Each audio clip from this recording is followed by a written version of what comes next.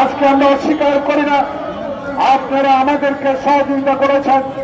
সহযোগিতার নামে যদি বাংলাদেশকে দখল করার কোন স্বপ্ন আপনাদের থাকে, সেই স্বপ্ন কখনোই আপনাদের সফল হবে না।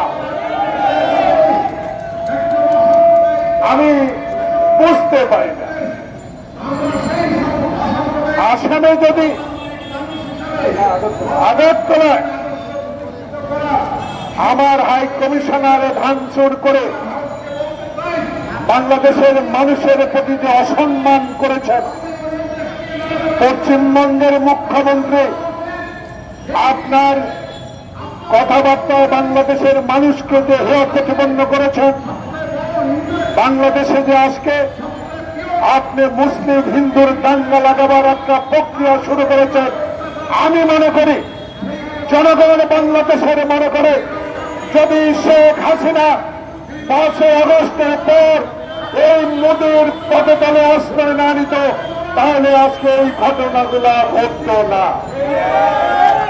এই ঘটনার মূল শক্তি হল শেখ হাসিনা বাংলাদেশে এই সরকারকে অস্থিতিশীল করার জন্য, বাংলাদেশের গণতন্ত্র ব্যবস্থাকে শেখ হাসিনা যেভাবে ধ্বংস করে দিয়েছিল, আবার যখন ছাত্র জনতা আন্দোলনে রক্ত দেওয়ার আন্দোলনে যখন বাংলাদেশে এমন একটি সরকার প্রতিষ্ঠিত হয়েছে, যেই সরকার একটি নির্বাচন নিয়ে বাংলাদেশের জনগণের প্রত্যাশা পূরণ করবে, তখনই সেই মুহূর্তে আজকে বাংলাদেশে আছে চিন্ময়ের নামে যে বাংলাদেশের স্বাধীনতা বিশ্বাস করে না, যে বাংলাদেশে হিন্দু মুসলিম দাঙ্গা সৃষ্টির খলনায়ক, তার পক্ষ অবলম্বন করে বাংলাদেশের মানুষের প্রতি আপনি যেইভাবে আচরণ করছেন স্বাধীন দেশ হিসাবে, সেটা আপনার করা উচিত ছিল না।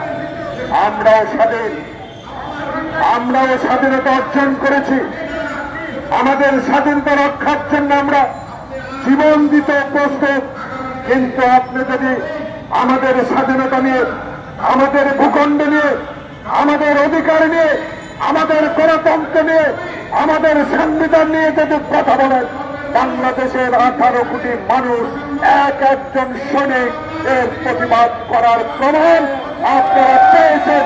বাংলাদেশে সকল রাজনৈতিক দল সেদিন ডক্টর ইউনূসকে ওয়াদা করে দিয়ে আসে, আমরা আছি, আমরা আপনার পাশে থাকবো।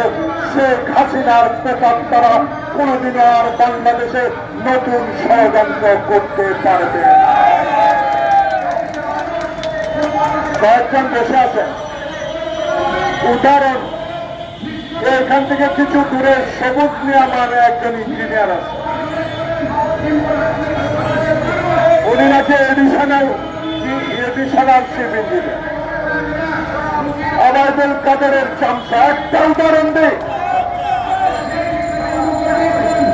যে কোটি কোটি টাকা এই সড়ক ভবনে লুট করেছে, সে এখনো বহাল তবিয়তে বাংলাদেশে আরো বড় একটা প্রকল্পের নীতি নিয়োগ হয়েছে।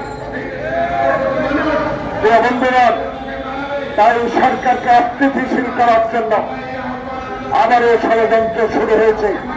তার ইঙ্গিত বহন করে আগরতলায় আমাদের ডিপ্টি হাই কমিশনকে আক্রমণ করা।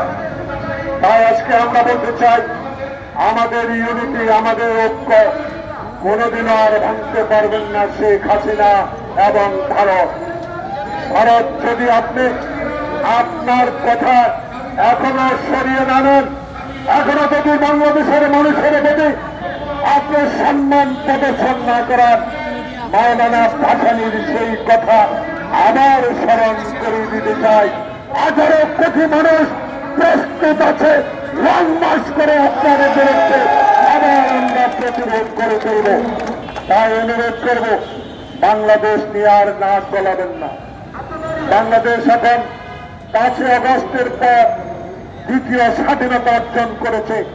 এই স্বাধীনতা কোনদিনও আর ইনশাল্লাহ ওকে সাহস দিয়ে বলতে পারি, বাংলাদেশের এই খোকন মুক্তের রক্তের অর্জিত স্বাধীনতা, বাংলাদেশের শেখ হাসিনা তুমি যদি আরো 100 বার জন্মগ্রহণ করে আসো, বাংলাদেশে আর এই ষড়যন্ত্র করতে দেওয়া হবে না।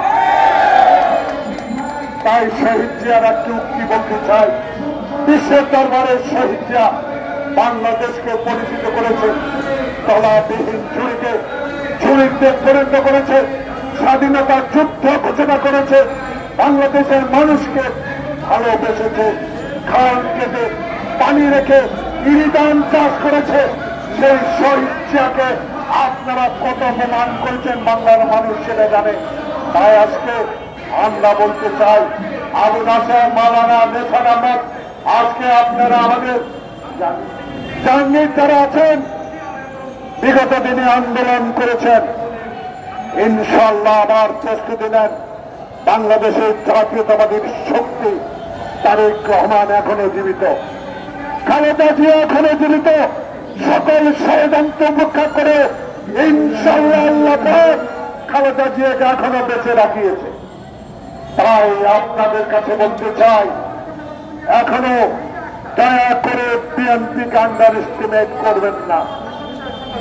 বিএনপিকে আপনারা -2 ফর্মুলার দিকে নিয়ে যাবেন না। আমরা মঈন ফখরুদ্দিনকে দেখেছি, তাদের রক্ত চক্ষু দেখেছি, দীর্ঘদিন আমাদেরকে জেনে রাখার আমরা জেনেছিলাম। আজকে আবার তত্ত্বাবধায়ক সরকার, আপনার কাছে অনুরোধ রইল, আপনার কাছে বিনীত অনুরোধ রইল, আর বিলম্ব নয়। এই সকল ষড়যন্ত্রের রুখতে হলে জনপ্রতিনিধি দরকার। এই সকল চিন্ময় তন্ময়কে বাংলাদেশের ষড়যন্ত্র থেকে বিরত রাখতে হলে অবিলম্বে জাতীয় সংসদ নির্বাচনে রোড ম্যাপ দিতে হবে। সময় তো আমরা দিয়েছি, সময় আরো দিতে চাই, কিন্তু এই সময়ের মধ্যে যেন আওয়ামী লীগের এই প্রতাপতারা আবার ষড়যন্ত্র শুরু না করে, এদেরকে উৎখাত করতে হবে। তাই আজকে আমরা বলতে চাই, আসুন, যে ঐক্য আমরা সৃষ্টি করেছি, যে ঐক্য ছাত্রদের রক্ত দিয়ে সৃষ্টি হয়েছে, সে ঐক্য অটুট থাকবে। বাংলাদেশে গণতন্ত্র হবে, দিনের ভোট দিনে হবে। ইনশাআল্লাহ তারেক রহমানই বাংলাদেশের প্রধানমন্ত্রী হবে।